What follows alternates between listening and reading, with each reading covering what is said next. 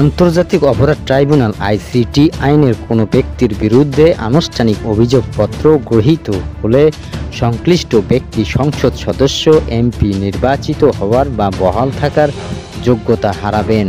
এই অভিযোগে অভিযুক্ত কেউ সরকারি চাকরির প্রার্থীও হতে পারবেন না।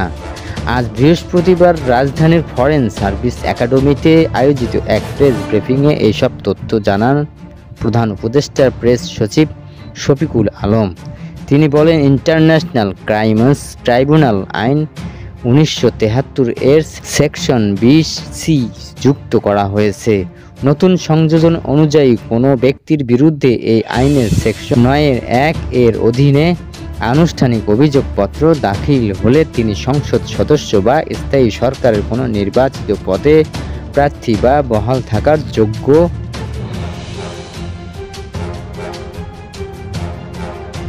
শফিকুল আলম বলেন, এই ধারা অনুসারে ওই ব্যক্তি প্রজ্ঞাতন্ত্রের চাকরিতে নিয়োগ পাওয়ার কিংবা অন্য কোনো সরকারি অফিসে অধিষ্ঠিত হওয়ার অযোগ্য হবেন।